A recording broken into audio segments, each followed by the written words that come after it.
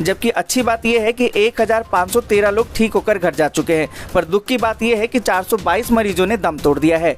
वहीं बात करें हम विश्व की, तो विश्व में 20,83,607 मरीज सामने आए हैं, जबकि 5,10,666 मरीज ठीक होकर घर जा चुके हैं। वहीं 1,34,632 मरीजों ने दम तोड़ दिया है।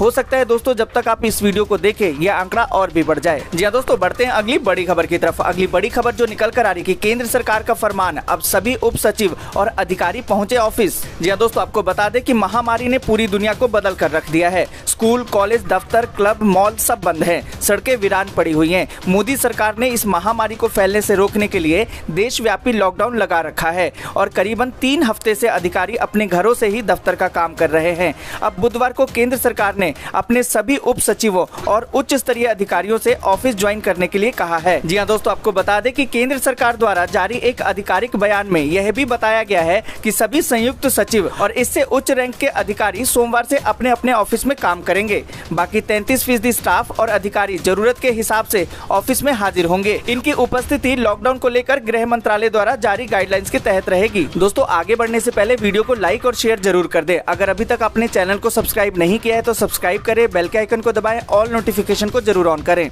और इसी के साथ बढ़ते हैं अगली बड़ी खबर की तरफ। अगली बड़ी खबर जो निकल कर आ रही कि 3 जोन में बांटे गए हैं देश भर के जिले। महामारी मरीजों की तलाश के लिए चलेगा अभियान। जी हाँ दोस्तों, आपको बता दें कि महामारी के कारण पूरे देश में लगाए गए लॉकडाउन 2 का आज दूसरा दिन है। देश में महामारी मरीजों का आंकड़ा 12,000 के पार पहुंच गया है। महामारी के बढ़ते संक्रमण को देखते हुए इस लॉकडाउन के दौरान स्वास्थ्य मंत्रालय ने सख्त गाइडलाइन जारी की है। अब पूरे देश में सभी जिलों को 3 जोन में बांटा गया है। जी हाँ दोस्तों, आपको बता दें कि स्वास्थ्य मंत्रालय की ओर से महामारी को रोकने के लिए नई रणनीति बनाई गई है। इसके तहत सभी जिलों को 3 जोन में बांटा गया है। पहला हॉटस्पॉट, दूसरा नॉन हॉटस्पॉट और तीसरा वह जिला जहां अब तक कोई केस नहीं आया है। इन जिलों में महामारी को रोकने के लिए स्वास्थ्य मंत्रालय की टीम कई एजेंसियों के साथ कोऑर्डिनेट कर रही है। जी हाँ दोस्तों, आपको बता दें कि देश में अभी 170 हॉटस्पॉट जिले हैं। इन जिलों में अब डोर टू डोर सर्वे किया जाएगा। इन जिलों में जो भी लोग किसी भी फ्लू या खांसी सर्दी से पीड़ित मिलेंगे उनका महामारी टेस्ट किया जाएगा। हॉटस्पॉट एरिया में लोगों की पहचान के लिए हर हफ्ते अभियान चलाया जाएगा। यह अभियान हर सोमवार को चलेगा। हॉटस्पॉट से सटे एरिया को बफर जोन घोषित किया गया है। जी हाँ दोस्तों, बढ़ते हैं अगली बड़ी खबर की तरफ। अगली बड़ी खबर जो निकल कर आ रही कि हिमाचल में गरीब परिवारों को निःशुल्क मिलेगा 5 किलो चावल और साथ में काला चना भी। जी हाँ दोस्तों, आपको बता दें कि हिमाचल में अब 7.25 लाख गरीब परिवारों को निःशुल्क चावल के साथ 1 किलो काला चना भी मिलेगा। केंद्र सरकार की ओर से जारी आदेशों के बाद प्रदेश सरकार ने इसके आदेश जारी कर दिए हैं। महामारी के चलते गरीब लोगों के घर में राशन की कमी ना हो, इसके लिए ये खाद्य वस्तुएं दी जा रही हैं। हिमाचल में अभी तक गरीब परिवारों को प्रति व्यक्ति 5 किलो चावल दिया जा रहा था, लेकिन अब काला चना प्रति व्यक्ति नहीं बल्कि प्रति राशन कार्ड 1 किलो दिया जाएगा। जी हाँ दोस्तों, आपको बता दें कि निःशुल्क राशन डिलीवरी के साथ अब 1 किलो काला चना भी दिया जाएगा। उधर सचिव खाद्य आपूर्ति अमिताभ अवस्थी ने कहा कि काला चना के लिए सप्लाई ऑर्डर जारी कर दिया गया है। 3 से 4 दिन के बाद सप्लाई शुरू हो जाएगी। प्रति कार्ड पर 1 किलो दाल दी जाएगी। जी हाँ दोस्तों, बढ़ते हैं अगली बड़ी खबर की तरफ। अगली बड़ी खबर जो निकल कर आ रही कि 94 लाख टिकट रद्द होंगे, 1,490 करोड़ रुपए वापस करेगा रेलवे। टिकट कैंसिल ना कराएं, अपने आप रिफंड हो जाएंगे पैसे। जी हाँ दोस्तों, आपको बता दें कि भारतीय रेलवे यात्रियों को करीबन 1,490 करोड़ रुपए रिफंड करेगा। यह राशि रद्द होने वाले 94 लाख टिकटों के एवज में लौटानी होगी। ये टिकट यात्रियों ने देशव्यापी लॉकडाउन लागू होने से पहले बुक कराए थे। जी हाँ दोस्तों, आपको बता दें कि रेलवे के शीर्ष अधिकारियों ने कहा कि 22 मार्च और 14 अप्रैल के बीच बुक कराए गए 55 लाख टिकटों के लिए 830 करोड़ रुपए रिफंड करने होंगे। रेलवे ने 21 दिन का लॉकडाउन लागू होने के 3 दिन पहले 22 मार्च को पैसेंजर ट्रेन सेवाओं को व्यापक तौर पर निलंबित कर दिया था। अधिकारियों ने बताया कि 15 अप्रैल से लेकर 3 मई के बीच में 39 लाख बुकिंग के लिए 660 करोड़ रुपए लौटाने होंगे। जी हाँ दोस्तों, आपको बता दें कि देश में पहले 25 मार्च से 14 अप्रैल तक 21 दिनों के लिए लॉकडाउन लागू किया गया था। मंगलवार को प्रधानमंत्री नरेंद्र मोदी ने 3 मई तक लॉकडाउन बढ़ाने की घोषणा की और रेलवे ने 15 अप्रैल से शुरू होने वाली यात्रा के लिए बुकिंग नहीं रोकी थी। रेलवे ने कहा कि बुक टिकटों पर सभी यात्रियों को पूरे पैसे लौटाए जाएंगे और सुविधा शुल्क की कटौती नहीं की जाएगी। जबकि हम आपको बता दें कि सोशल मीडिया पर लोगों ने कहा था कि रेलवे ने रिफंड के दौरान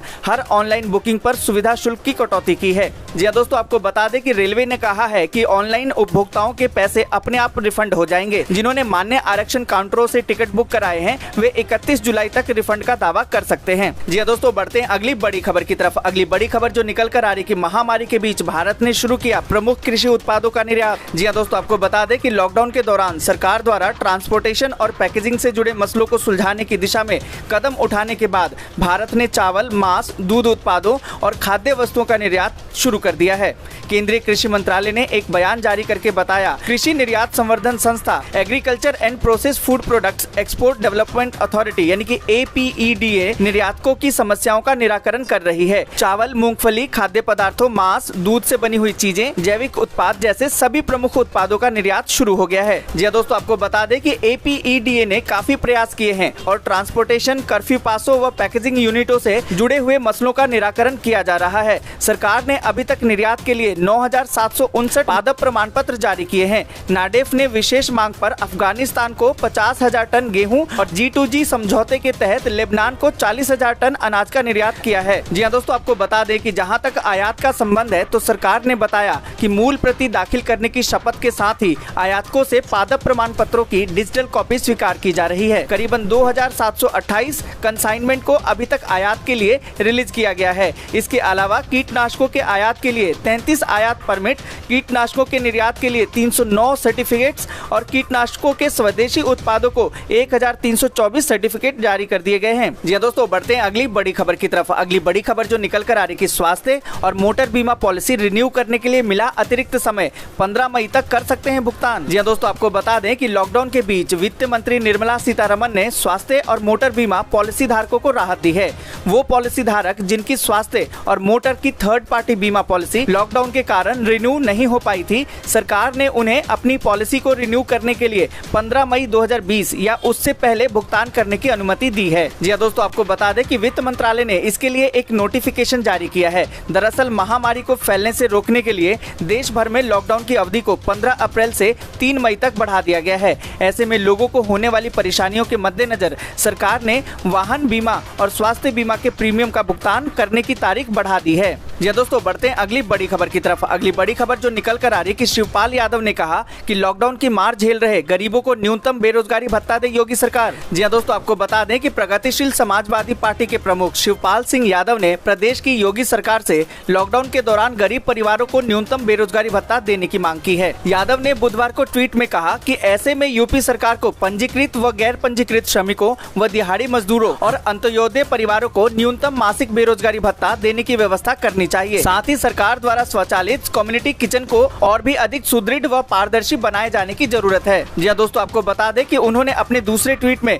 मंगलवार को मुंबई और सूरत की सड़कों पर मजदूरों के निकलने पर सवाल खड़े किए हैं। उन्होंने कहा कि मुंबई और सूरत की सड़कों पर उमड़ी मजदूरों की भारी भीड़ को देखकर ऐसा लगता है कि गरीब और वंचित तबका महामारी की वंचना का शिकार हो गया है। लॉकडाउन की सफलता निश्चय ही समाज के वंचित तबके की न्यूनतम जरूरतों की आपूर्ति की सुनिश्चितता व उनके सहयोग से ही संभव होगी। जी दोस्तों, बढ़ते हैं अगली बड़ी खबर की तरफ। अगली बड़ी खबर जो निकल कर आ रही है सीएम ममता बनर्जी का ऐलान, दूसरे राज्यों में फंसे अपने मजदूरों और परिवारों की मदद करेगी बंगाल सरकार। जी दोस्तों, आपको बता दें कि पश्चिम बंगाल की मुख्यमंत्री ममता बनर्जी ने बुधवार को घोषणा की है कि उनकी सरकार देशव्यापी लॉकडाउन के कारण अन्य प्रदेशों में फंसे हुए राज्य के प्रवासी श्रमिकों और परिवारों को वित्तीय सहायता और राहत प्रदान करेगी। इस बीच राज्य में और 17 व्यक्ति पिछले 24 घंटे में महामारी के संक्रमित पाए गए हैं, जबकि 5 मरीजों के ठीक होने के बाद उनको अस्पताल से छुट्टी दे दी गई है। जी हाँ दोस्तों, आपको बता दें कि बनर्जी ने पत्रकारों से कहा कि हमने अन्य राज्यों में फंसे हुए बंगाल के प्रवासी श्रमिकों और परिवारों को वित्तीय सहायता